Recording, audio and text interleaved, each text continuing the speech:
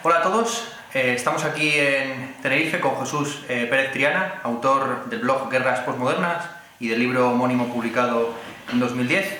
El origen de esta entrevista es bastante divertido. Resulta que en una entrevista que concedí para el canal de YouTube Libertario, tristemente cerrado, mencioné algo acerca de la influencia que había tenido 1000 mesetas en el ejército israelí. Y Jesús, como es un experto en geoestrategia y geopolítica y estrategia militar, pues me señaló que en concreto la influencia de 1000 mesetas de Deleuze y Guattari tuvo lugar a través del Instituto de Investigación y Teoría Operacional y se aplicó en concreto en la segunda intifada en Cisjordania.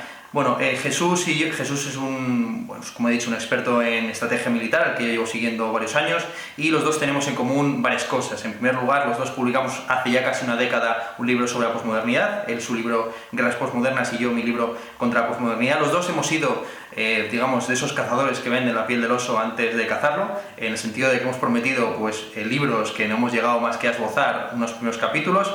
Da la casualidad de que yo me encuentro ahora mismo en la isla principalmente escribiendo un libro, intentando, digamos, cazar el oso antes de venderlo. Yo sé que Jesús también ha ido desarrollando proyectos de diverso calado, así que quisiera centrar la entrevista precisamente en esos libros que están por escribir o que quedaron digamos, apartados a un lado por el motivo que fuera.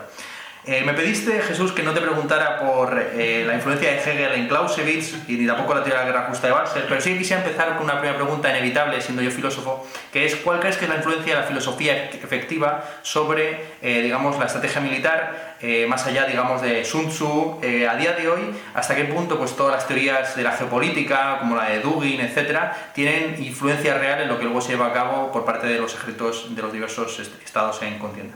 Pues menuda pregunta. La verdad que siempre se le ataca al mundo militar como un mundo profundamente antiintelectual y como decía el Keynes, de que la gente que se cree que está usando el sentido común normalmente suele estar repitiendo las teorías de alguien probablemente muerto. Yo creo que es una de las cosas que pasa principalmente. No creo que haya, no sean conscientes, hay evidentemente un trasfondo filosófico, por ejemplo. El determinismo tecnológico de Toffler fue muy influyente en los 90, la promesa de la tecnología, tiene una raigambre de materialismo histórico, aunque Toffler sea un tecnólogo y terminó siendo un gurú para el Partido Republicano. O sea, todo ese tipo de cosas va marcando. Lo que pasa es que yo creo que en el debate del día a día no va. Lo que pasa es que es curioso, por ejemplo, una cosa muy curiosa fue, por ejemplo, el cambio de preocupación sobre conflictos convencionales de la Guerra Fría a todo el mundo abierto por el 11S, a posterior de contrainsurgencia. Encontramos a los militares estadounidenses, por ejemplo, en Irak y en Afganistán, teniendo que construir un Estado y empezar a plantearse. Fue muy curioso porque los militares empezaron a darse cuenta de que tenían que meter las ciencias sociales, por ejemplo, en su trabajo. Y empezar a plantearse, es una cosa muy curiosa, que en Estados Unidos pues el militar típico sea conservador de derecha republicano, pero cuando estaba en Irak se dio cuenta que el Estado necesitaba un Estado que participara en la economía, que tomara decisiones, y no sé cómo habrá terminado esa deriva, cuántos habrán terminado el Partido Demócrata defendiendo el Estado del Bienestar, porque alguien me decía, oye, si estamos aquí planteando que necesitamos un Estado que intervenga en la economía, que tenga una planificación estratégica para reconstruir un país, ¿por qué no aplicamos esto a nuestro propio país? Situación de economía. Y por ejemplo, eso les pasó a los franceses en Argelia en los 60, bueno, a finales de los 50 y 60, de tanto contacto con la teoría revolucionaria marxista y anticolonial, terminaron dándole vueltas, y ahí es donde surge el mundo del bolchevismo, bonapartismo, que al final es uno de los que influyen en Dugin. O sea, toda esta gente que son que plantean una Europa desde Irlanda o desde Portugal hasta Vladivostok, con una economía en donde el Estado tenga un papel fuerte, pero son militares y vienen de la derecha. Entonces, evidentemente, siempre van premiando, las ideas evidentemente van premiando. En lo que uno lee en el día a día, no, pero ahí tenemos también el caso israelí. Siempre cuando empiezan a rascar los militares terminan encontrándose con debates filosóficos y de las propias propio del campo de las ciencias sociales. Sí, bueno, de hecho, tú provienes de la sociología, estudiaste aquí en la Universidad de La Laguna Sociología. A mí me interesa mucho tu biografía. En uno de los posts, en varios posts de tu blog, pues comentas como en un determinado momento tuviste un debate con tus compañeros en los que ellos enumeraban, ¿no?, la escuela de Chicago, la escuela de Frankfurt, la escuela de Viena, ¿por qué no una escuela de La Laguna? Por aquel entonces, estamos hablando de los 90, en mediados de los 90, pues tú eras un lector de Ajo Blanco, Le Monde Diplomatique, El Economist, unas lecturas, digamos, de centro-izquierda, incluso en ocasiones de extrema izquierda. Participaste y te entusiasmaste por el surgimiento del movimiento de antiglobalización, del cual luego posteriormente te desengañaste, y viste ya con un poco más de distancia y con un conocimiento más crítico y sociológico pues fenómenos como el de las primaveras árabes o el 15M, que fue tan celebrado. Llegaste a escribir sobre el 15M. Se trata del infantilismo político de siempre, que, incapaz de volcar el descontento y el malestar contra el gobierno del PSOE, ha decidido proyectar en algo difuso y convertir una protesta focalizada en el funcionamiento del sistema político en una iniciativa para redactar programas políticos perrofláuticos. Tú eres una persona muy cauta, en el sentido que tu blog principalmente te pronuncias sobre aquello que conoces con mucho detalle, pero bueno, recientemente el último post que has publicado es un post precisamente sobre el libro de Juan Sotibar, Se arden las redes, y comentas que te apetece empezar a leer, digamos, más allá, digamos, del campo de la estrategia, cosa que ya has hecho, informándote en detalle sobre cuestiones de movimientos sociales, etcétera. Pero quisiera preguntarte por tu posición política en sentido un poco más amplio, ¿no? Y también, ¿cuál crees que son las críticas principales que se le pueden hacer a la izquierda, a la derecha, y si uno toma esta concepción de la política en dos ejes, ¿no?, también al eje liberal y al eje colectivista, en materia de estrategia militar? ¿Cuál crees que son los defectos, si se podría hablar de algo así, el infantilismo de izquierdas, el infantilismo de derechas en materia de estrategia militar, o aquellas tendencias predominantes dentro de cada corriente? Casi diría, vaya, me alegro que me hagas esta pregunta. Tengo la sensación de que nunca nadie se ha planteado esas cosas. Yo creo que lo más fácil es contar de dónde yo vengo. Yo soy un socialdemócrata, que después de la crisis del 2008, yo creo que para los socialdemócratas, para nosotros, la crisis del 2008 fue un poco como la caída del muro de Berlín. Yo vengo de la izquierda de toda la vida. Fui activista en temas de cooperación para el desarrollo, y lo que pasa es que me pasa una cosa extraña, y es que yo además primero había estudiado, había una cosa curiosa, yo estudié informática. Y intenté abrirme camino en eso. Y mientras tanto yo era voluntario en temas y estaba en activismo en la Red Ciudadana por la abolición de la deuda externa. A mí me pilló el 07, la famosa reclamación del 07 y demás. Y me encontré en un callejón sin salida aquí en Tenerife laboral, y mis padres me plantearon que por qué no me iba a estudiar ingeniería. Y yo con 23 años dije, espérate, yo me tengo que replantear mi vida ahora. Yo no me meto en una ingeniería a estudiar nada de informática, electrónica. Yo lo que quiero dedicarme a las ciencias sociales. Porque me había dedicado a una serie de lecturas poco organizadas, pero vamos, yo tenía esa inquietud y nunca se me había parado a pensar que lo que a mí me apasionaba, cuando yo llegaba a mi casa, yo no me ponía a leer sobre programación electrónica, yo me ponía a leer a Marvin Harris, a Alvin Toffler y demás. Y entonces entró en la carrera. Y claro, en el 96 se publica La era de la información de Manuel Castells, y yo creo que era evidentísimo el salto que estaba sucediendo. Me acuerdo, ahora que mencionas a Ajo Blanco, el famoso informe Petra, es decir, yo me llevo a la facultad y lo que me encuentro es el típico panorama de izquierdistas, todos ahí, esas peleas entre maoístas, trotskistas, estalinistas, y yo diciendo, pero ¿qué me estáis contando de la revolución del proletariado? Estamos en Canarias, esto es una economía de servicios, ¿de qué me estáis hablando de la revolución del proletariado industrial? Pero no estoy dando cuenta de que la relación de fuerzas entre el proletariado y el capital ha cambiado radicalmente con la globalización. ¿Cómo podemos plantear una lucha local del proletariado si las fábricas levantan vuelo y se plantan en otro país? Y las cosas que estaban pasando, por ejemplo, multinacionales como Volkswagen, que ponía a pelear a sus empleados de aquí y allá a ver quién es el que se rebajaba más las condiciones de trabajo para poder desviar producción. Digo, esto hay que replantearlo por completo. Y entonces yo pensé que eso de que, como terminaba Castell dándole la vuelta a la 11ª tesis sobre Feuerbach, de que durante el siglo XX los filósofos intentaron cambiar el mundo, y ahora de lo que se trata es intentar entender lo que está pasando. Y eso fue mi principal desencanto de la universidad. Quizás en parte porque yo era un terriblemente ingenuo y pensaba que todos estos revolucionarios realmente querían cambiar el mundo, y yo les decía, pero no, pero lee de esto. Y yo les daba bibliografía y me daba cuenta que se las pasaban por el forro de los cojones. Entonces yo decía, pero que esta gente no quiere cambiar el mundo, la política es una cuestión de identidad, ser el guay de la facultad. Eso.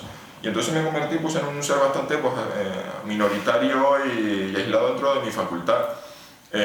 Y con la mala suerte de que cuando estaba terminando la carrera me encuentro con un grupo de alumnos que son los famosos que decían, oye, pero ¿por qué no puede haber aquí una escuela de La Laguna? Me encontré que justo los de la promoción que entraba, yo me iba y ellos estaban entrando, Y quizá si me hubiese entrado, o sea, si hubiésemos coincidido, pues mi paso por la universidad hubiese sido absolutamente diferente. Entonces de ahí salto tan desesperado, tan harto, tan asqueado del mundo, yo me quiero largar de aquí. Y no de Tenerife, sino de España en general.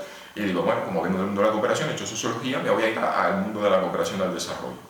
Y me pilla justo el mundo del cambio del voluntariado, desde el que yo he vivido, del 07, la deuda externa, a la hiperprofesionalización de las ONG. Hago un máster, pero me doy cuenta que no tengo contactos, no hago nada, y que a mí realmente lo de la gestión de proyectos, lo de estar delante de una tabla de Excel, que ya lo había vivido, con facturas, con una montaña de facturas, porque la labor de la ONG es terriblemente burocrática, es justificar el dinero que te dan las administraciones públicas y tal.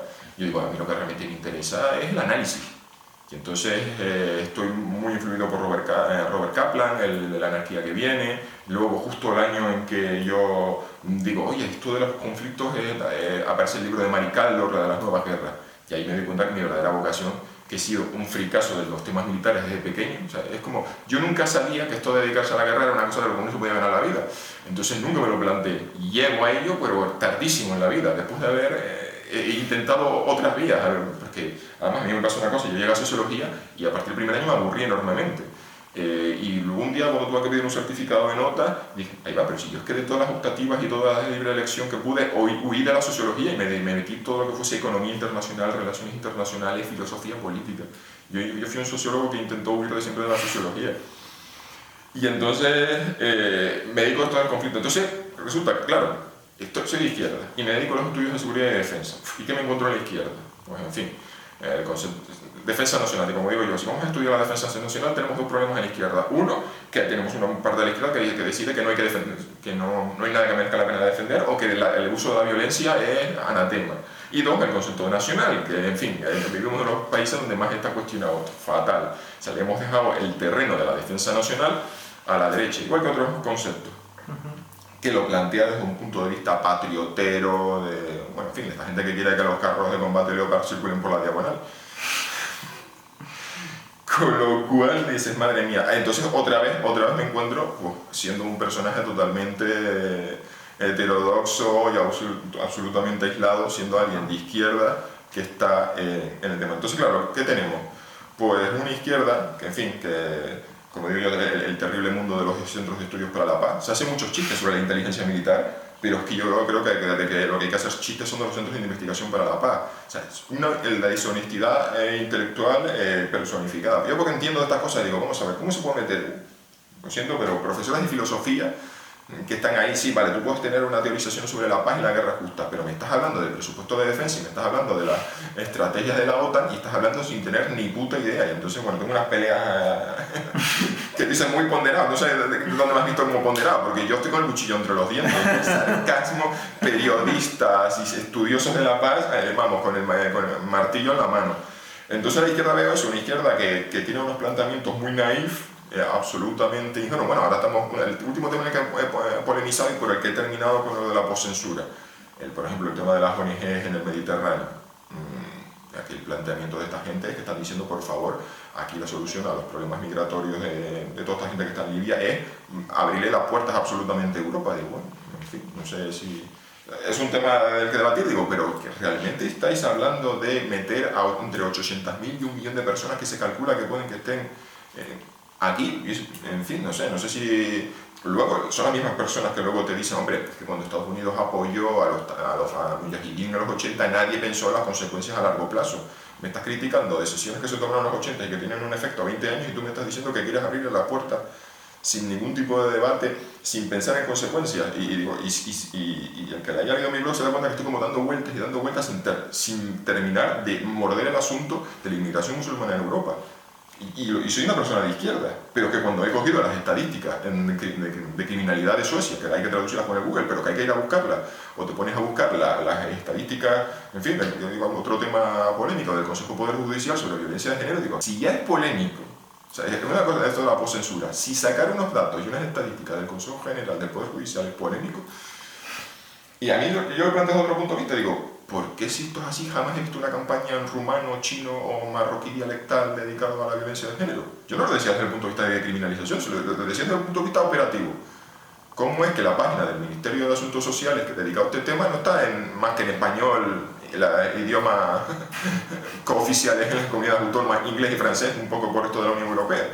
En fin, pero bueno, hemos terminado con el tema de la posverdad que me había preguntado y que tengo la sensación de que estoy como dando vueltas sin terminar de decir, señores, bueno, una vez, por ejemplo, con el tema del burkini, dije, pero ¿qué historia del burkini? Aquí el problema no es lo que unas mujeres se quieran poner o no poner, el problema es otro, y era el tema de las redes de violación masiva de menores en el Reino Unido. Que conocía una, se me ocurrió meterme en la Wikipedia para leer sobre una y ponía ese artículo relacionado, redes de inmigrantes musulmanes que se dedicaban a la violación de niñas en tal ciudad, tal ciudad, tal ciudad, tal ciudad, tal ciudad. Había como varios casos, bueno, acaba de salir a otra, acaban de desmantelar a otro grupo de por lo menos 12, tío. Entonces, bueno, no sé, al final hemos terminado hablando de la izquierda y la derecha y la poscensura. Entonces, yo digo, vamos, resumiendo, en la izquierda la veo terriblemente ingenua en estos temas de la paz, conflictos y demás. Entrecone España el concepto de nación a la derecha, y en el caso de la derecha, claro, dices, bueno, pues con tus posicionamientos de seguridad y defensa te sentirás muchísimo más cómodo en la derecha, pero claro, llego yo como persona de izquierda a la derecha y me encuentro desde, en fin, que si feminazis, que si los catalanes, yo, en fin, con unos buenos tanques se les quita la tontería. Y luego los debates sobre la nación española, que nació en Atapuerca, como todo el mundo sabe, y entonces yo digo, madre mía, estoy condenado a ser un heterodoxo en tierra absolutamente de nadie. Precisamente quisiera preguntarte sobre el concepto de guerras postmodernas.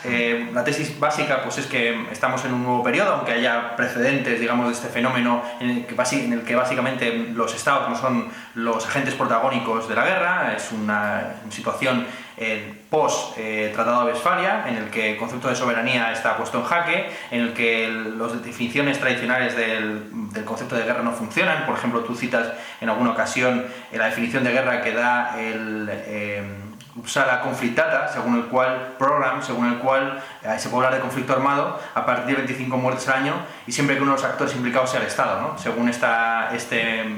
Curiosamente, ¿no? Según esta medida, pues no habría una guerra, ni siquiera una guerra posmoderna en México, donde pues en uno de esos últimos años llegó a haber hasta 15.000 muertes relacionadas con la guerra al narcotráfico. Además, no solamente en Estados Unidos, donde el tema de la guerra contra esto o lo otro se ha convertido en una retórica política muy habitual, sino en el resto del mundo, digamos, todos los usos tradicionales, la retórica propia de la guerra o la retórica militar se ha introducido de manera decisiva dentro de los discursos.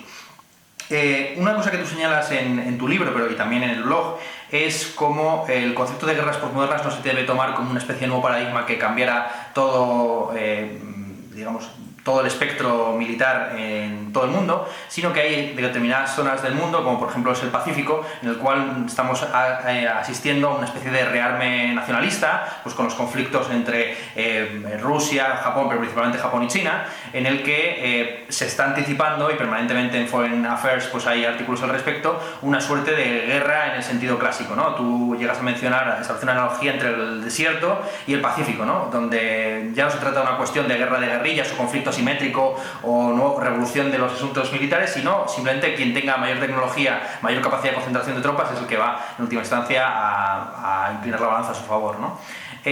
¿Hasta qué punto, cuál crees que es de estos dos fenómenos, la guerra moderna tradicional que puede llegar a desencadenarse en el Pacífico y la guerra postmoderna a la que estamos acostumbrados pues con el terrorismo en Europa, con los fenómenos yihadistas en Oriente Medio, pero también, como tú has señalado, con el narcotráfico en Iberoamérica, cuál de estos dos fenómenos crees que es la mayor amenaza para la paz social y la estabilidad digamos, mundial? Antes de nada, primero plantear que cuando yo tomé el concepto de guerra postmoderna no lo hice nunca en un sentido filosófico.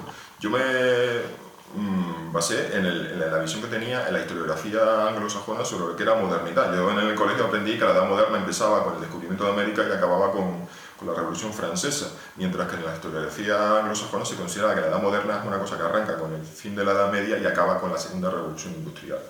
Y que es justamente el momento en el que yo veo que es como el cenit de la guerra moderna, de los conceptos de Estados-nación enfrentados en batallas absolutamente convencionales, que es la Primera Guerra Mundial. Y a partir de ahí vamos viendo, sobre todo a partir de la Segunda Guerra Mundial y la Guerra Fría, como todo eso van apareciendo toda una serie de elementos. La importancia de los medios de comunicación en la opinión pública, la aparición de movimientos de insurgencia con una economía política en las guerras, es decir, cómo las guerras se van nutriendo, se van alimentando a sí mismas, y ya, bueno, y hasta llegar a todo el mundo de la posguerra fría en que está ya. La cuestión es que ahora estoy haciendo como una especie de reelaboración crítica de mi propio concepto, porque precisamente como has mencionado, Asia-Pacífico va en otra dirección diferente a lo que yo planteaba.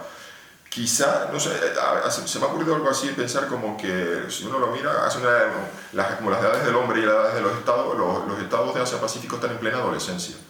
Recién industrializados, están empezando a tomar, Japón quitándose el lastre de mentalidad, es decir, de toda la mentalidad, el peso de la Segunda Guerra Mundial, cuando por fin han empezado a plantearse programas de cooperación de armamento internacional con Alemania, Reino Unido, con Australia, de exportación de armas, bueno, China, que estuvo orientada siempre a sus fronteras terrestres durante el siglo XX, ahora se está expandiendo como potencia marítima y va. Entonces me da la sensación de que allí esas efervescencias nacionalistas que vimos en el periodo de entre 1873 y 1914 se están repitiendo. Tampoco he profundizado en eso, en el sentido de que llegó un momento que decidí que tenía que renunciar a algo, yo no podía estar cubriéndolo todo. Quizás es una cuestión de cuanto más desarrollado, más avanzado y más democrático es un Estado, es más fácil la cooperación regional. Es decir, la clave fundamental para mí es cómo los procesos de integración regional estaban haciendo desaparecer los conflictos. América Latina hoy en día es inviable que haya un conflicto interestatal. En África subsahariana, por paradójico que nos parezca, los procesos de integración regional están relativamente avanzados. Y hoy en día también, 3/4 de lo mismo, es bastante improbable que tengamos conflictos interregionales. Oriente Medio queda como una zona donde vemos ambos fenómenos. Entonces la pregunta, ¿cuál es ahora mismo la amenaza principal? Hombre, evidentemente, si pasado mañana Donald Trump lanza un ataque contra las instalaciones nucleares norcoreanas, Corea del Norte replica con bombardeos de la capital y de Corea del Sur, que está muy cerca de la frontera y es extremadamente vulnerable, yo creo que podríamos tener como un efecto del 97, o sea, la crisis económica de Asia. Los fondos de inversión japoneses y los fondos de pensiones retirarían todas sus inversiones del mundo para recoger, es decir, para mitigar pérdidas. Eso supondría caídas de las bolsas y tendríamos un efecto económico bastante serio. La cuestión es que tengo la sensación de que estamos en un proceso de reajuste, porque habíamos vivido muy cómodo con el periodo con la hiperpotencia global de Estados Unidos y esa fase de hegemonía que había hecho que cuando nadie disputaba esa hegemonía, pues teníamos un orden internacional relativamente pacífico. Estados Unidos entraba como un elefante en una cacharrería allí donde quería, Afganistán, Irak, Libia, pero más allá de eso vivíamos un periodo relativamente estable, más allá de los conflictos locales. La cuestión es que tampoco, ahí ya entramos en el terreno de la bola de cristal. ¿Cómo se va a reordenar el mundo en ese conflicto? Pues precisamente el tema que más he tratado desde el 2014 es lo que yo llamo la nueva Guerra Fría con Rusia. O sea, estamos reajustándonos, pasándonos a un periodo de nuevo orden en el que hay conflicto, rivalidad y demás. La verdad que no tengo muy claro cómo va a resurgir esto, porque claro, yo lo planteaba, no hay conflictos interestatales en África, pero ¿qué va a pasar el día que China meta mucho dinero en algún estado y entre en conflicto con otro apoyado por Francia o Estados Unidos? ¿Volveremos a las guerras por delegación de la vieja Guerra Fría? Sí, mientras no había nadie, es lo que está pasando en México, mientras no había disputa entre carteles, había narcotráfico, pero no había paz. El conflicto surge cuando se rompen las reglas, cuando sale el PRI y se crea un vacío, es decir, las reglas que estaban todas no escritas, sobre las que se basaba todo el funcionamiento del narcotráfico en México, se rompen, y todo lo que estamos viendo son guerras por poder después de un cambio de reglas. Pues eso es al mundo que vamos, y yo siempre digo con mucha mala leche que a toda esta gente que no le gustaba el imperialismo, que despotricaba contra el imperialismo yanqui, no os preocupéis que vais a tener posibilidad de disfrutar a otros imperialismos, el chino, el ruso, el iraní. Pues precisamente te quería preguntar por la nueva Guerra Fría con Rusia, hasta qué punto... hasta qué punto digamos, la elección precisamente de Donald Trump ha mitigado, digamos, la tensión que puede haber entre Estados Unidos y Rusia, y cuál es tu visión también de la intervención que hizo de 6 meses Putin en la guerra de Siria entre 2015 y 2016, bueno, como es sabido, pues principalmente el interés que tiene Rusia histórico con Siria, pues tiene que ver con el puerto franco que es prácticamente como un sueño geopolítico de Rusia del siglo XVII, ¿no? El llegar a un puerto de agua caliente en el Mediterráneo. Pero claro, esa intervención fue una intervención muy polémica y cuyos objetivos pues también quedaban como muy difusos. De hecho, se llegó a publicar un libro por parte del think tank Consejo Atlántico titulado Distraer, engañar, destruir Putin en la guerra siria, ¿no? Como una especie de, digamos, de guerra un poco, de intervención militar un poco extraña, dado que en un primer momento el objetivo era atacar presuntamente al Estado Islámico, pero finalmente se descubrió que estaba bombardeando principalmente a los así llamados moderados del norte del país, con, bueno, la gran catástrofe humanitaria, pero también más bien mediática que supuso el asedio final a Alepo. En fin, ¿cómo viste tú también esa intervención de Rusia en Siria, y hasta qué punto también la elección de Donald Trump, con esa política que va a tener en un primer momento aislacionista, aunque esto está por ver si va a mantenerse así, puede llegar a, digamos, mitigar alguna de las tensiones que hay en esta nueva Guerra Fría? Pues la nueva Guerra Fría es una cosa curiosa. Yo estaba dedicado al tema de la guerra postmoderna, actores no estatales, conflictos irregulares, y como soy un gran procrastinador y me dedico a perder el tiempo leyendo de todo, a pesar de que no da la impresión, algunas veces he dado pinceladas en mi blog sobre temas de los más dispares, de la carrera espacial privada o el coche eléctrico. De repente me empezó a extrañar una cosa, yo que estaba volcado en Oriente Medio, irregular, me empezó a extrañar mucho cómo en España la gente estaba reproduciendo la narrativa rusa sobre la guerra siria. Me pareció, digo, ¿en qué momento me he perdido? ¿En qué momento para la izquierda anticapitalista Russia Today se convirtió en un referente de noticias?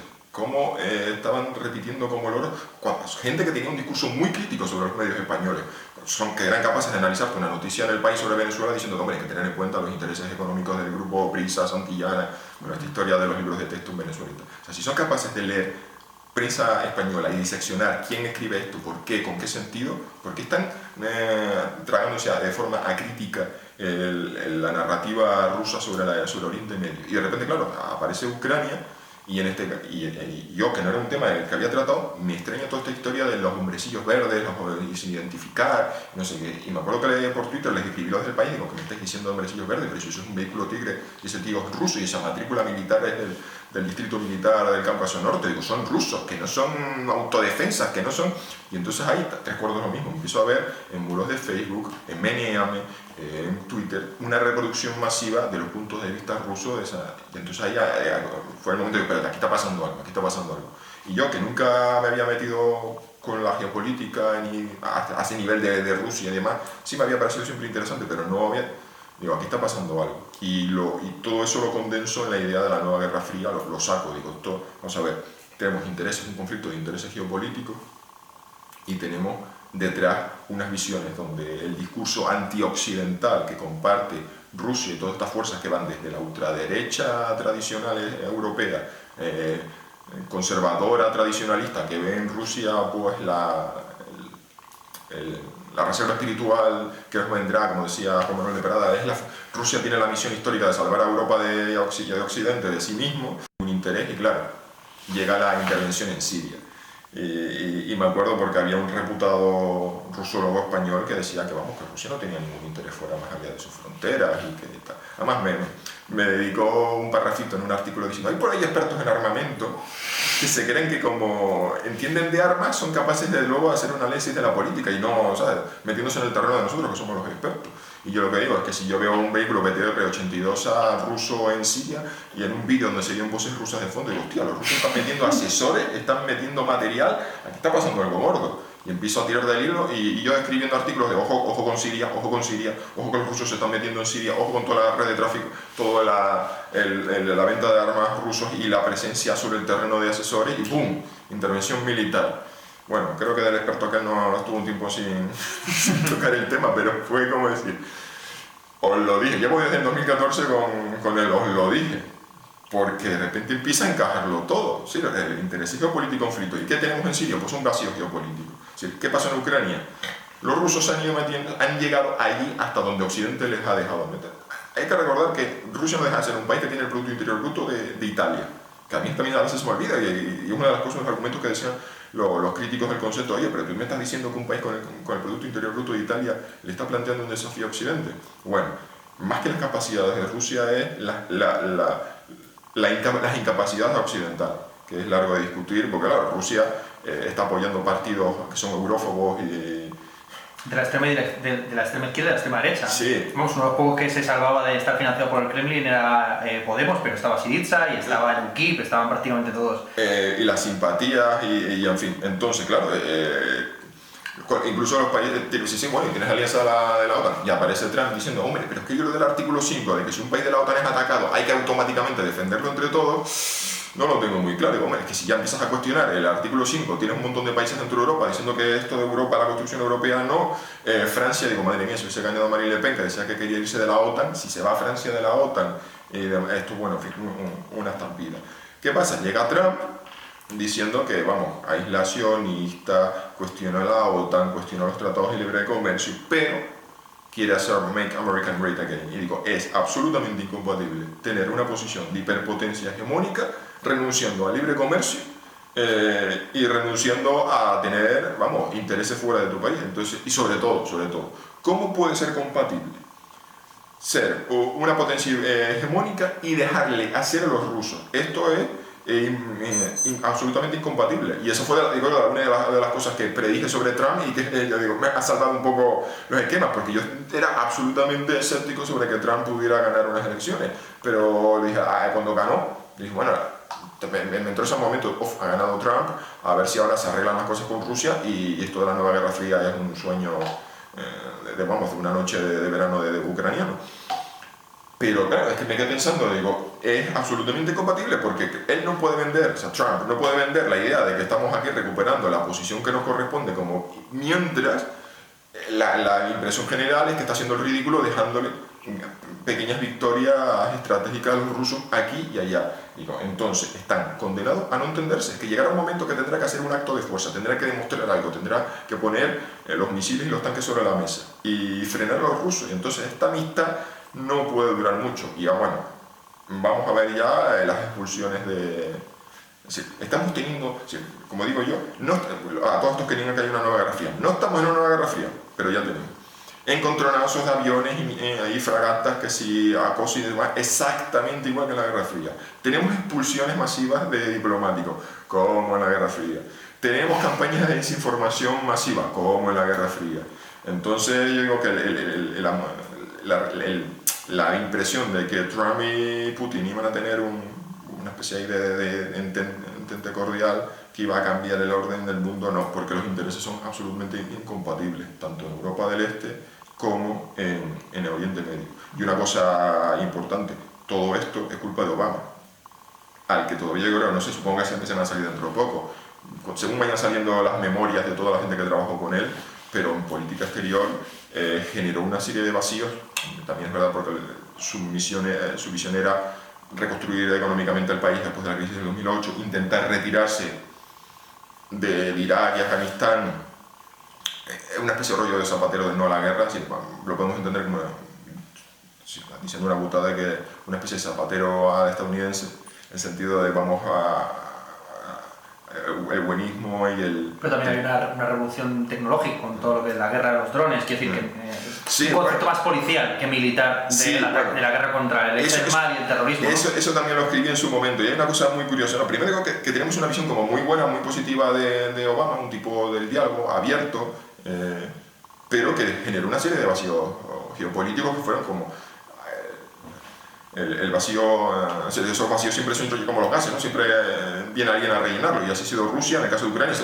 Rusia hizo lo que hizo en Ucrania porque le dejaron, porque nadie paró. O sea, había un memorándum del año 94 donde Estados Unidos y Rusia firmaban y decían, vale, Ucrania entrega las armas nucleares, pero nosotros nos garantizamos, Ucrania, no nos preocupéis, podéis entregar las armas nucleares, que os garantizamos nuestra soberanía. ¿Dónde está ese memorándum? ¿Dónde está Occidente diciendo esto? Oye, ¿qué estáis haciendo?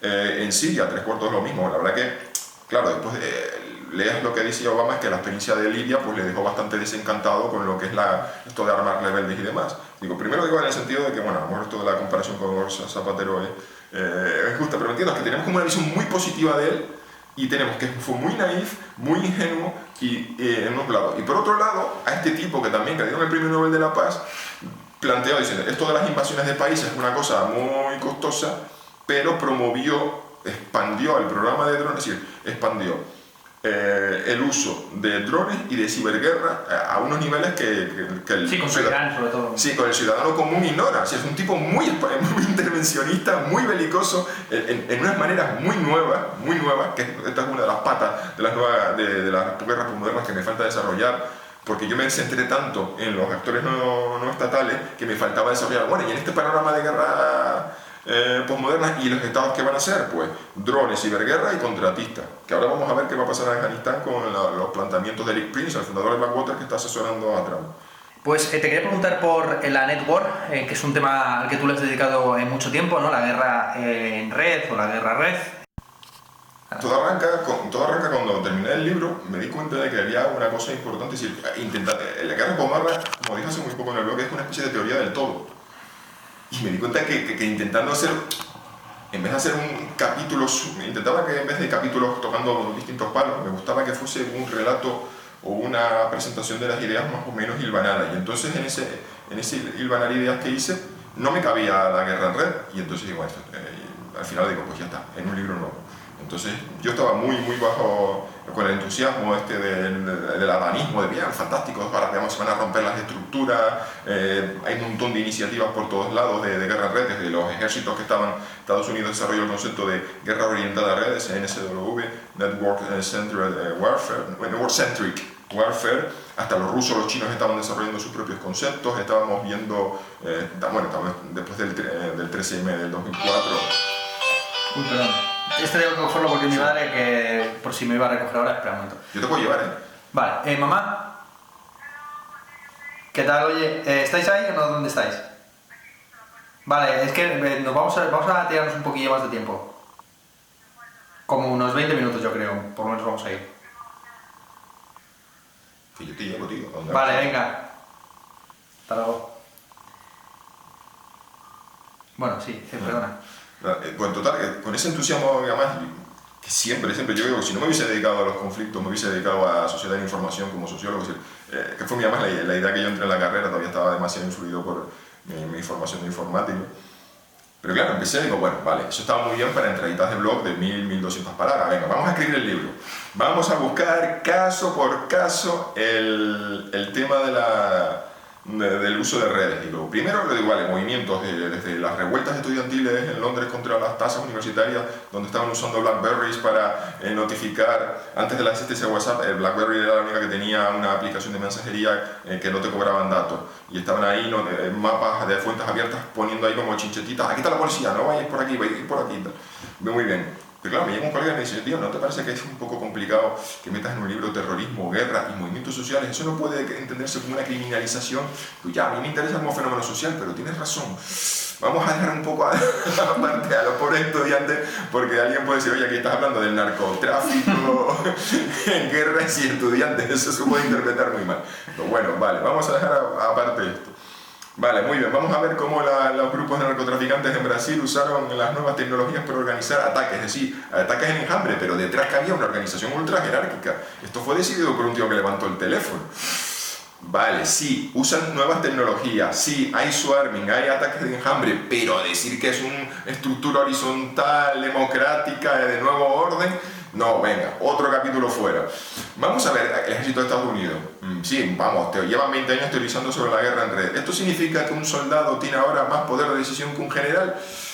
Pues no, esto es lo de siempre. Además, estuve en la presentación del programa de soldados del futuro del Ejército de Tierra Español y un general decía muy contento que gracias al nuevo sistema de en red, dice, un general va a poder estar en su despacho, abrir el ordenador, encender el ordenador y ver lo que está haciendo un soldado. O sea, más control todavía. Es decir, bueno, eso se llama en inglés microgestión y siempre consideran como lo peor que puedes hacer, estar encima de que un tipo que está en lo alto de la pirámide esté perdiendo tiempo en supervisar lo que hace el tío que está, en vez de delegar. Digo, madre mía, digo, aquí en España vamos al revés. Han entendido que las nuevas tecnologías solo va a servir para aumentar el control en vez de delegar y permitir que la otra persona que tenga más información la pueda compartir. Bueno, empiezas a quitar, total, de aquel hipotético libro, empieza a arrancar páginas, y cuando... bueno, y luego llegamos al tema del terrorismo y el tema de los lobos solitarios. Entonces digo, bueno, pero es un caso diferente, no es exactamente igual.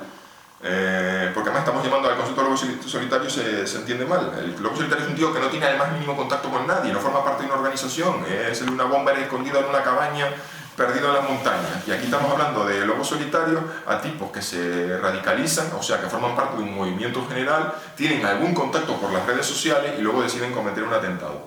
Y ahí ya podemos, incluso se empieza a hablar del concepto de teledirigir. Atentados teledirigidos, porque está un tipo en Raqqa, en Siria, y por redes sociales dice al tipo, venga campeón, tú puedes, pon la bomba de esta manera. Y ha pasado, ¿sí? Se dan las órdenes. Entonces digo, ¿dónde están aquí esas pirámides jerárquicas absolutamente aplastadas? Me quedé sin libro y fue como, vale, porque puedo intentar asumir el papel de tecnólogo gurú, porque mira que han salido libros sobre el futuro de las redes y en la empresa, la organización que está cambiando las empresas, el mundo del mañana y no sé qué, libros así. Bueno, he comprado algunos, había uno que decía la araña y la estrella, la araña y la estrella de mar, se llamaba traducido, y un tío que decía que eso, que venga, fantástico, que ahora íbamos hacia un mundo de redes y totalmente... Y entonces me quedé y digo, y entonces pues el primer caso de autor que va a escribir un libro y cuando se sienta dice, no tengo libro, aquí no hay... No lo dejemos hacer porque, además, cuando decía por ejemplo la influencia de Toffler son los autores de la tercera ola y se les criticaba dentro del establishment militar diciendo, bueno, perdón, los heterodoxos dentro del establishment decían, Dios mío, pero qué fascinación tenemos con estos tíos, y hablaban del tofflerianismo, como esta enfermedad infantil de creerse que la tecnología va a cambiar todo en la guerra y de que no hay que ir a decir, creo que es el gran fallo estadounidense, debemos no plantearse los cambios sociales, porque Achille Ronfeld son de los primeros que plantearon la guerra en red, pero ellos empiezan a darse cuenta cuando empiezan a tirar del tema, dicen, no, pero si aquí esto tiene que ir, no va de fragatas y de misiles y de carros de combate. Aquí lo interesante de la nueva es el uso que le van a dar los actores no estatales, y entonces se desvían por completo mientras siguen Estados Unidos pensando en lo que llaman ellos el peer competitor, el enemigo a la par, y les pillan por eso les pilla absolutamente en bragas el 11S, mientras Achille Ronfeld justamente en esos días tenía ya entregado a imprenta un libro, el famoso libro de Redes y Guerra en Red. Entonces, digo que yo decidí asumir, podía haber escrito el libro, no sé, sencillito ahí de 120 páginas, en plan gurú, el fantástico mundo de las redes que lo va a cambiar todo, pero no pretendí ser honesto, entonces sí he seguido con el tema, le he estado dando vuelta, me parece muy interesante, aparte de que tengo mis reservas con 1000 mesetas e incluso con Paul Virilio, que también hace unas comparaciones entre la guerra en el desierto y la guerra en el mar como una superficie plana donde grupos aislados actúan y bueno, en fin, muy parecidos, y todos hacen referencia al final a Lawrence de Arabia y los 7 pilares de la sabiduría, que por cierto reseñé en el blog y fue una de las cosas que más me abrió la mente sobre la guerra en el desierto.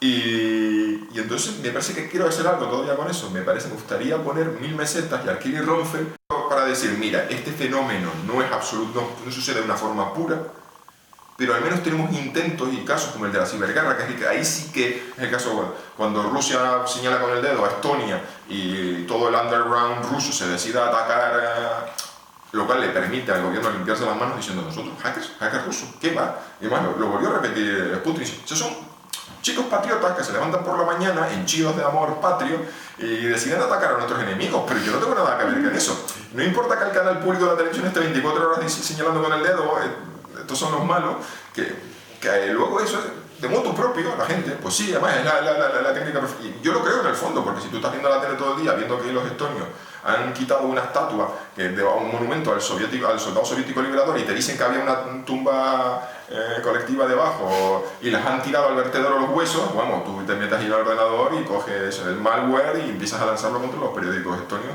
del cabreo que te entra, pues sí. Entonces ahí hay pequeñas, yo creo que lo que me va a quedar al final va a ser una cosa como episodios de Guerra en Red. Pero no va a ser el macro libro que diga el mundo nuevo, fantástico, ya se acabó para siempre la jerarquía. Bueno, como has dicho, tú eres especialmente experto, digamos, en Oriente Medio, así que quisiera preguntarte por lo que podría también llamarse, si uno se levantara así, digamos, con ganas de neologismos, la nueva Guerra Santa, ¿no? Porque evidentemente lo que está sucediendo allí se podría también hablar de una suerte de guerra fría a pequeña escala entre actores, en este caso, motivados no ideológicamente, como sucedió en la Guerra Fría, digamos, entre Estados Unidos y el bloque soviético, sino por una división puramente, principalmente religiosa, ¿no? El caso conflicto entre chiitas y sunitas, encabezados por Irán y Arabia Saudí. En fin, ahí evidentemente también entra en juego todo lo que es la guerra informática, pues con Al Jazeera, que es el modelo bajo el cual luego se construye Russia Today, y un canal del que no hemos hablado, que es Hispan TV, ¿no? Muy importante, digamos, para todo lo que es la difusión de Pablo Iglesias y la alianza aparentemente antinatural, ¿no?, entre chavistas y digamos, guardianes de la revolución islámica en Irán. En fin, ¿cómo ves tú este conflicto que tiene muchas ramificaciones, en el cual pues desempeña un papel muy importante de Turquía? De hecho, si no recuerdo mal, en el libro que también proyectabas escribir sobre este tema, pensabas contemplar a Turquía como una suerte de pivote, ¿no?, en el sentido que le da Mackinder, pivote del Oriente Próximo, y incluso llegaste a sugerir el concepto de que el Oriente Medio tendría el mismo papel dentro de Asia que los llamados Balcanes euroasiáticos de Brzezinski y compañía, ¿no? En fin, ¿cómo has visto el desarrollo desde que te planteaste ese libro hasta el día de hoy? En fin, sobre todo con el enquistamiento de la guerra en Siria y el fenómeno que ya has mencionado de los refugiados sirios. En fin, si puedes abundar un poco más en teniendo en cuenta también el papel de Siria, Qatar, Irán, etcétera, me parecería interesante. Pues me parece que Oriente Medio bueno, más que experto, yo siempre estoy eternamente aprendiendo, pero me parece que es uno de los subescenarios de la nueva Guerra Fría, con sus particularidades, porque es que tiene dinámica propia. Me explico. En esa gran, vamos a decir, bloque que yo he visto de fuerzas antioccidentales, o sea, yo las definí al principio antioccidentales, pero si uno empieza a mirar un poco a tirar del hilo, ¿cuáles son los elementos fundamentales? Sí, son contrarios a la hegemonía de Estados Unidos, son contrarios a Israel, son nacionalistas en lo económico, son populistas en el político, en el sentido académico, no en el sentido vulgar, y hay una serie de coincidencias. ¿Por qué han terminado Rusia, Venezuela e Irán? Si uno analiza un poco las fuerzas en cada lugar, ¿cómo es que han terminado esos tres países tan diferentes? Pues si uno tira del discurso político de cada uno de estos países, va a encontrar similitudes. Tenemos unos líderes fuertes que defienden las peculiaridades nacionales frente a la globalización ante Estados Unidos, que llegan allí siempre diciendo que ha habido derrocando o echando o desalojando del poder a una oligarquía que estaba en el servicio, a la oligarquía vendida, vendepatria, pero vamos, en Rusia, en Irán, con el tema del Shah, si el discurso es el mismo. Nosotros hemos llegado aquí para desalojar a una fuerza que estaban vendidas, eran aliadas de Estados Unidos, estaban gestionando mal los recursos naturales, y aquí ahora tenemos un líder fuerte, que al menos es un líder patriota que ama al pueblo, y que viene a darle voz y a ser el representante del hombre común, que ha sido absolutamente abandonado por estas antiguas oligarquías. Y hay un concepto muy curioso, porque dentro de la revolución iraní, que tiene un concepto muy equivalente a los descamisados de Evita Perón, no Eva Perón. Esa idea ellos dicen bueno, ahora se me acaba de completamente la pinza, pero tiene el nombre algo así, ¿no? De los pobres, algo así. Bueno, la palabra no es exactamente pobres, pero desfavorecidos, algo así. Si encontramos, pues otra vez, el peronismo en Venezuela, en Argentina hablaba de los descamisados, de aquellos que son tan pobres que no tenían ni camisa. En Irán tienes 3/4 lo mismo, y entonces evidentemente han terminado convergiendo los tres, y curiosamente los tres a su vez tienen su canal de televisión, Russia Today, Hispan TV, no olvidemos también Telesur, que tienen ese modelo de televisión de difusión, además que cuando empiezas a encontrar a toda esta izquierda antiimperialista, anticapitalista que yo observo, incluso también a la ultraderecha, en esta confusión no en confusión en el sentido de que no hay un orden, sino en el sentido de que el eje izquierda-derecha queda totalmente roto, no ya en las clasificaciones tradicionales, sino que han convergido en un discurso y demás, y empiezas a darte cuenta de que gente de ultraderecha te repite una noticia de Telesur, gente de izquierda te está replicando lo que ha dicho Russia Today, y es que me acuerdo que después de la crisis de Ucrania me encontré, hay toda una serie de publicaciones de izquierda comunista en España, y bueno, izquierda, no sé si se llama la radical, comunista en todas sus variantes, que estaban reproduciendo cosas de la nueva derecha francesa. Claro, aquí hay un artículo de un francés que dice que, bueno, que Estados Unidos es lo peor, que en Ucrania menos mal que intervino Rusia para parar a estas oligarquías y a estos manifestantes mercenarios pagados por Soros, y digo, qué raro, no sé, este discurso me suena de algo, este rollito siempre antisemita que si Soros y no sé qué, empiezas a buscar y es un personaje de la ultraderecha francesa, y digo, madre mía, y luego pasa lo que pasa, que te ves a ecologistas, con un grupo de ecologistas, los verdes de Madrid, que pinchas quiénes son y son gente de la nueva derecha cercana al movimiento social republicano y demás. Su discurso, porque al fin y al cabo el discurso político es exactamente lo mismo. Bueno, dicho lo cual sobre la parte ideológica, Oriente Medio, ¿qué pasa? Que este conflicto de Rusia y Occidente, ahí se traslada a los aliados de Occidente y los aliados de Rusia. Es decir, vemos que las líneas... Lo que pasa es que no son una extensión, o sea, no que Estados Unidos esté detrás de Arabia Saudita y Rusia esté detrás de Irán como si fuesen marionetas de la guerra, sino que es una dinámica propia. El discurso, o sea, aunque lo interpretemos en clave religiosa, teológica, sunita, chií, tiene un componente. La doctrina oficial saudí es terriblemente conservadora, la doctrina chiita de la revolución iraní tiene un elemento revolucionario del proletariado, porque al fin y al cabo, por ejemplo, en el Líbano, en Irak, o sea, a los chiitas siempre les tocó la peor parte, siempre fueron las masas desheredadas.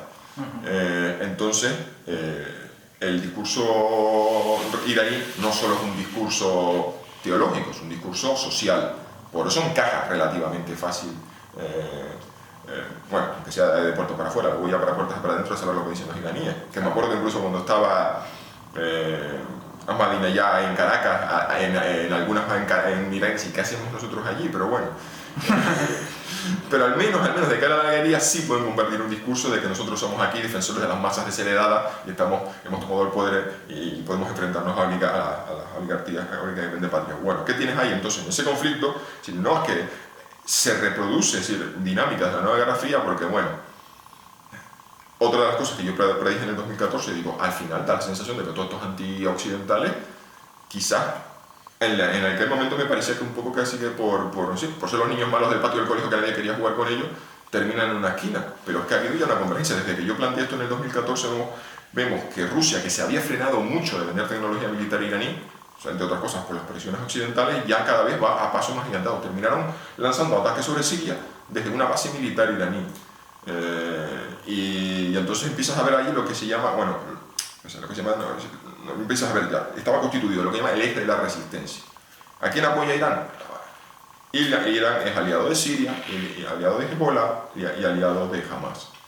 Allí habían configurado eso un poco así de recochineo, nosotros o de cachondeo, nos llaman el eje del mal, pues nosotros frente al eje del mal vamos a ser el eje de los buenos, vamos a ser el eje de la resistencia. Entonces lo que tienes que hacer principalmente a este grupo de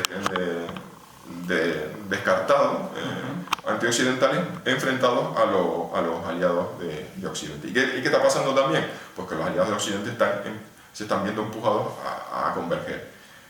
Israel tiene un montón de acuerdos de seguridad y de intercambio de inteligencia con las monarquías árabes. Otra vez, de puertas para afuera, dirán lo que quieran sobre el conflicto palestino, pero han visto en Irán el enemigo común. Entonces lo que estamos viendo son, digamos, que se ha ido acelerando todo, la relación de Irán y Rusia se ha ido estrechando, son aliados en la guerra de Siria, pero ¿qué ha pasado ahí? Porque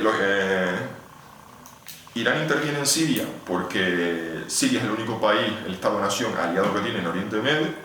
Dos, porque Siria es el eslabón logístico fundamental para mantener su presencia en el Líbano. Es decir, si desapareciese Siria, si Siria dejase de ser un país aliado de Irán, la única manera que tienen ellos de abastecer a Hezbollah, que es su peón contra Israel, pues sería por mar. Bueno, intentarían a lo mejor meter cosas en avión, pero siempre el gobierno libanés podría en el aeropuerto decir, oye, pero que estos containers que estáis trayendo aquí día y noche, un poquito huele un poquito. En cambio, vía Siria, la frontera de mayoría chií, por ahí entra de todo. Ahí está grupos yihadistas suníes, pues en fin, entonces están metiendo de todo en Siria.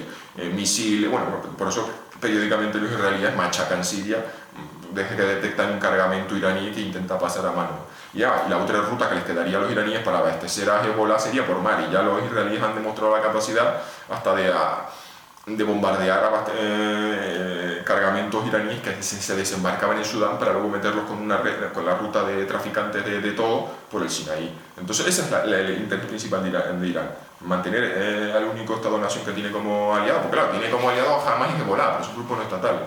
¿Y cuál es el interés ruso? Está claro, el discurso ruso es vamos a intervenir allí para luchar contra el Estado Islámico. Sorprendentemente en España se le aplaudió diciendo la gente de una forma terriblemente ingenua se tragó la propaganda rusa, no sé qué pasa, pero tiene la gente una predisposición. Me acuerdo el meme, Rusia ha conseguido en una semana mucho más que Estados Unidos en meses. Cuando uno veía el avance de los kurdos apoyados por Estados Unidos, que habían empezado en Kobane, una ciudad que estaba a punto de caer en manos del Estado Islámico, y se ha expandido, bueno, en fin, tremendo, no sé qué pasó, pero a la gente le gustaba esa idea, ¿no?, de Rusia fuerte. Quizás toda esa envidia del líder fuerte para con Mariano Rajoy, una cosa de estas de que les gusta la testosterona de Putin, y se lo tragaron. ¿Qué pasa? Que si hay todo un ejército de gente dedicada a revisar los vídeos que publicaba el Ministerio de Defensa, y la gente iba a Google Earth y decía, vamos a ver, aquí hay un puente, hay una casa, hay un no sé qué. Esto no es territorio del Estado Islámico. Están machacando, ¿no?, a los rebeldes, bueno, a los moderados, bueno, a todo. ¿Qué pasa? Que justo como 15 días antes de la intervención rusa, los rebeldes sirios habían terminado de tomar la provincia de Idlib. Quedaba ya solo como 2 bolsas de resistencia. Que fue por eso que dije, ostras, qué cosa, que aquí se está acelerando todo en Siria. ¿Qué pasa? ¿Cuál es justo lo que está inmediatamente pegado a Idlib? La franja costera, donde es la franja de mayoría alawita, que es esa variante, esa rama extraña del chiismo. O sea, las afinidades entre Siria e Irán no son tanto teológicas. Desde un punto de vista estricto dices, bueno, sí, los alawíes sirios son una rama, bueno, pero para los ayatolás son unos malditos herejes. Lo que pasa es que, bueno, se les asemeja, me refiero a decir que no es tanto una cuestión... Ya. Pero sí, como los trotskistas y los stalinistas. Sí. Entonces, sí, vale, comunista, para los que no somos... Total, que esa franja es de mayoría alawita. Ahí es donde nació, de donde viene la familia de Al-Assad. Ahí es la verdadera base de apoyo al régimen. Entonces ellos controlaban esa franja, y todo luego lo que estuvo en disputa durante los tres primeros años de guerra era el cordón que unía esa franja con la capital, Homs y Hama principalmente. Entonces, después de que los rebeldes se hubiesen unificado en una de estas... montaron una alianza, superaron diferencias para en Idlib atacar. Lo siguiente era la zona costera, y ahí es cuando interviene Rusia. Entonces Rusia dice que él interviene para apoyar al Estado Islámico, no, interviene para frenar la caída del bastión del puerto de Tartus, que es el único puerto que tienen actualmente en el Mediterráneo. A pesar de algún acuerdo con Chipre que yo estudié en su momento, de que estaba en Chipre en pleno rescate europeo jugando a amenazar con Moscú. Pero ¿qué pasa? Grecia y Chipre la República Greco-Chipriota jugaron a eso, pero que con un país como Rusia, que tiene el PIB de Italia, pues no hay posibilidad de poner dinero en la mesa y haber rescatado. Pues ha sido un golpe maestro haberse quedado haber acercado. De hecho, la administración estadounidense descolgó el teléfono y llamó a Bruselas diciendo, pero ¿qué estáis haciendo, locos de Dios? Que estáis empujando a los griegos en manos de Moscú. Aparte de que Tsipras fue al Foro Económico Internacional de San Petersburgo y los otros les prometieron unos créditos y una cosita y tal, pero nada más. Entonces lo que tenemos es una dinámica propia de geopolítica de Oriente Medio, en el que casualmente no por casualidad, ese enfrentamiento entre Arabia Saudita e Irán, como que aspiran a ser las potencias hegemónicas en la zona, una derivada, tiene elementos que derivan de la nueva Guerra Fría, porque ambos dos son aliados de los dos bloques fundamentales de la nueva Guerra Fría, y que lo que estamos viendo es que están convergiendo, los acontecimientos están empujando a que Rusia e Irán se acerquen más, mientras que estamos viendo bajo cuerda un montón de acuerdos que están acercando a Israel, porque claro, esos aliados de Estados Unidos y Occidente en Oriente Medio, Israel y las monarquías, las tienes que colocar como un poco aparte, pero por debajo de la mesa están pasando un montón de cosas, y toda la crisis con Qatar tiene que ver con que Qatar estaba jugando un poco a jugando por libre. Que eso, yo creo que la lista, si has repasado el blog, habrás visto de toda la lista de libros propuestos, pues uno, digo, explicar todo eso me parecía. Al final creo que lo voy a tener que explicar en el libro que sí estoy escribiendo. Sí. Estoy escribiendo sobre la nueva Guerra Fría. Ajá. Me falta firmar el contrato con la editorial que tiene que estar por llegar en correo. Pero bueno, a primicia para tu canal de YouTube, habrá libro de la nueva Guerra Fría, si no pasa nada, si no se tuerce nada con la editorial. Y entonces todos esos fenómenos que yo había detectado de movimientos con Israel, de la nueva Israel, pues eso va a quedar explicado dentro de la nueva Guerra Fría. Y Turquía es otro proyecto fracasado de libro, que yo, pero claro, yo lo que planteaba no es escribir sobre Turquía, y digo, yo lo que quiero es un rollo Robert Kaplan, yo quiero empaparme de todo lo que hay sobre Turquía y luego viajar con una lista, con una agenda de encuentros, entrevistas y luego mezclar bibliografía, entrevistas e impresiones.